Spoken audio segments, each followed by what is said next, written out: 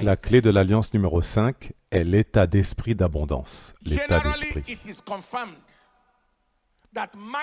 Généralement, il est confirmé que l'état d'esprit affecte le résultat dans la vie. L'état d'esprit. Proverbe chapitre 23, verset 7 nous dit « Car tel qu'il pense dans son cœur, tel il est. »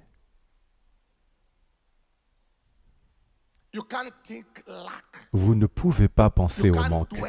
Vous ne pouvez pas vous attarder mentalement sur le manque et expérimenter l'abondance physiquement. Ce n'est pas possible.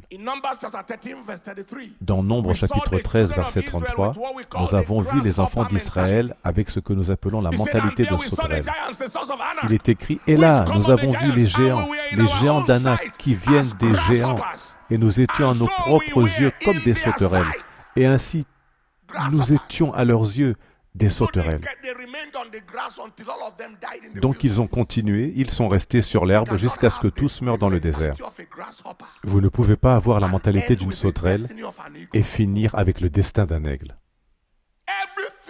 Tout dans la vie, la réalité est un produit de la mentalité. Je ne pense pas à l'échec, je n'ai jamais pensé à l'échec.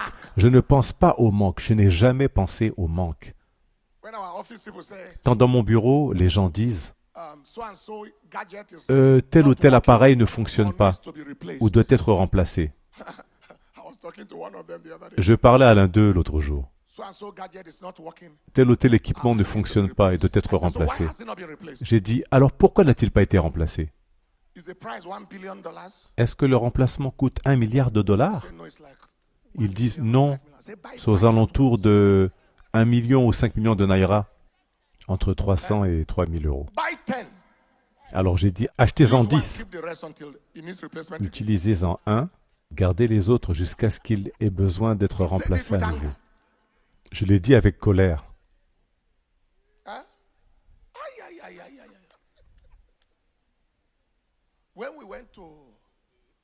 Quand nous sommes allés à Calabar et que nous allions de Calabar à Oka, certains hôtes d'accueil, certains protocoles et certaines personnes qui ont payé leur déplacement pour venir allaient conduire par la route pendant 7 heures minimum, ou même 11 heures.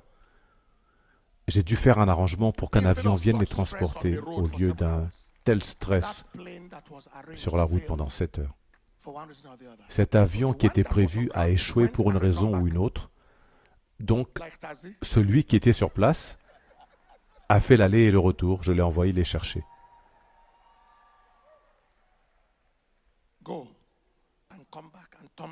Il est parti, il est revenu pour transporter les gens. N'ayez pas une mentalité de limitation. Ayez une mentalité que tout est possible. À qui appartient la terre, en fait?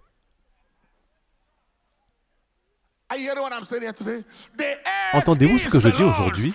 La terre est au Seigneur. La terre est au Seigneur. La terre est au Seigneur. Et tout ce qu'elle contient, le monde et ceux qui y habitent. Que quelqu'un crie plus fort Amen. Quelqu'un crie plus fort Amen. Que quelqu'un crie le plus fort Amen.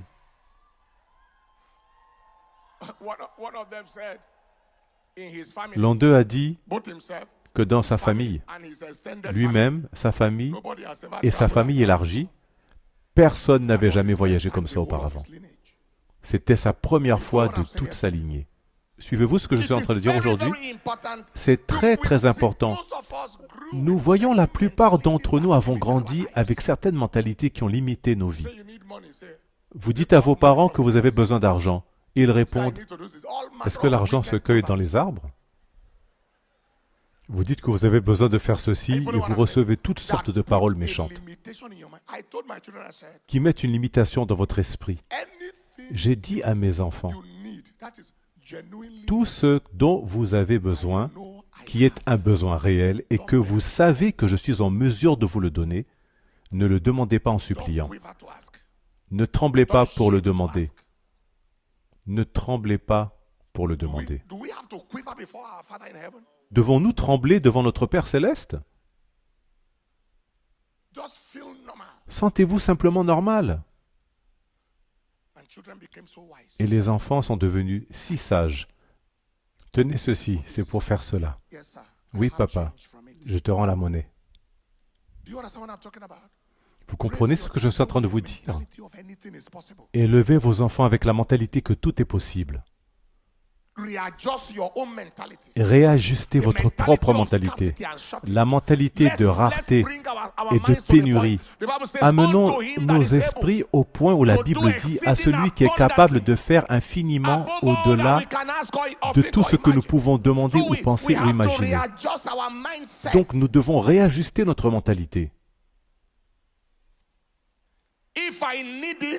Si j'en ai besoin et que Dieu l'a, alors je l'ai.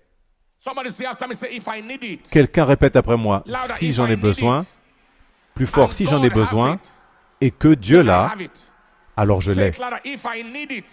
Dites-le plus fort, si j'en ai besoin, et que Dieu l'a, alors je l'ai. Finalement, laissez-moi vous dire, ce que vous voyez détermine ce que Dieu donne. Ce que vous pensez, ce que vous croyez détermine ce que Dieu peut libérer. Il est capable de faire infiniment au-delà. Combien d'entre vous savent qu'il y a deux façons de penser? Et je termine ici, parce que notre temps est écoulé.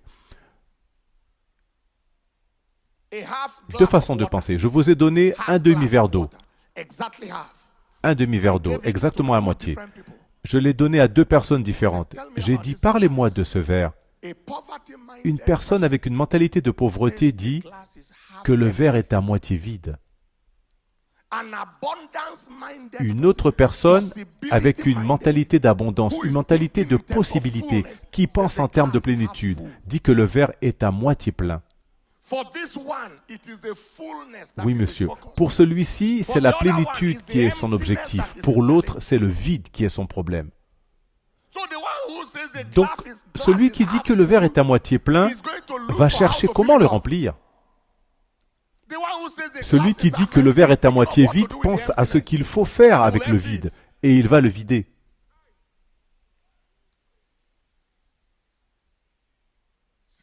C'est la différence entre le fils prodigue et son frère aîné.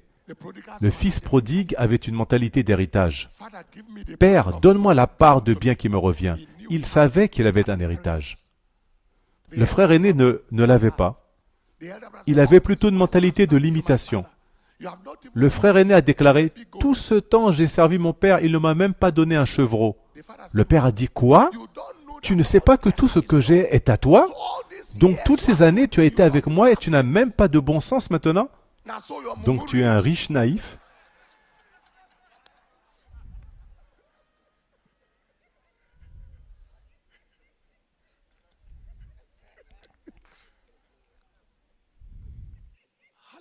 Alléluia. Le frère aîné avait l'intégrité, mais pas la mentalité. Donc il n'y a pas de prospérité. Le frère cadet avait la mentalité, mais pas l'intégrité. Donc il a fini dans la calamité. Les deux doivent être équilibrés. Mettez-vous debout.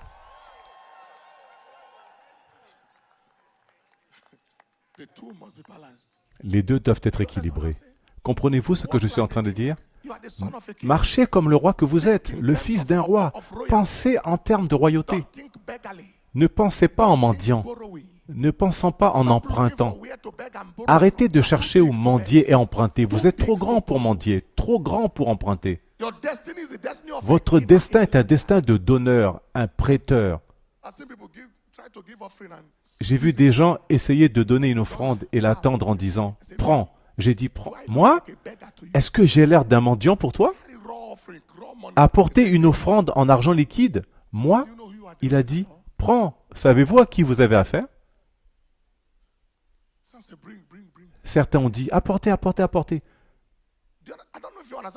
Je ne sais pas si vous comprenez ce que je dis. Quelqu'un des États-Unis est venu dans mon bureau l'autre jour en disant j'ai une offrande à vous donner. Il a apporté des dollars en liquide pour que je les prenne. Comment osez-vous donner de l'argent de cette manière?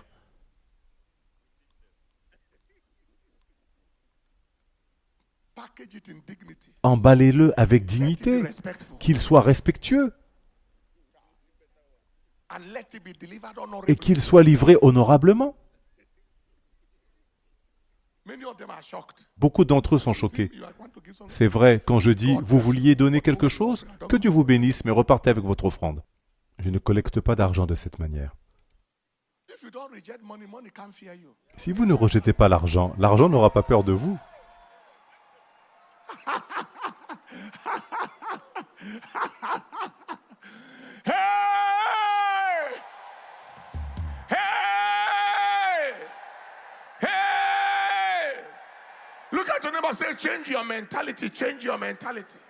Regardez votre voisin et dites, changez votre mentalité, changez votre mentalité, changez votre mentalité, changez votre mentalité.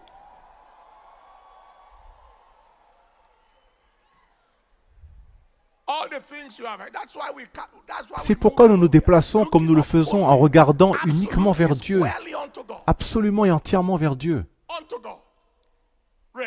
Respectez tout le monde.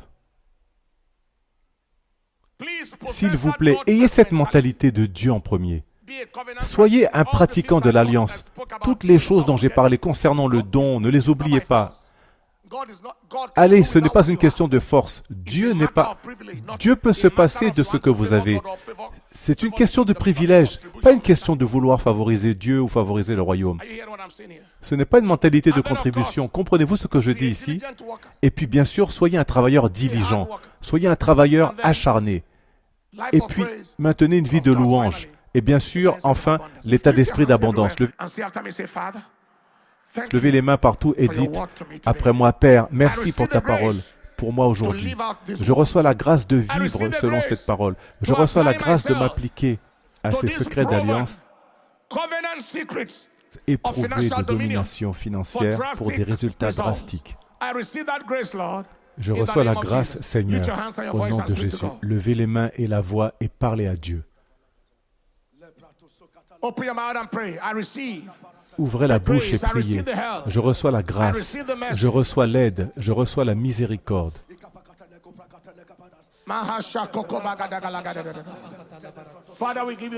Père, nous te louons. Au nom de Jésus. Recommençons. Levez la voix et dites, Père, je reçois la grâce de vivre selon ta parole, les secrets de domination dans le domaine financier, comme je viens de l'entendre. Je reçois cette grâce, Seigneur, au nom de Jésus. Allez-y, levez la voix et priez.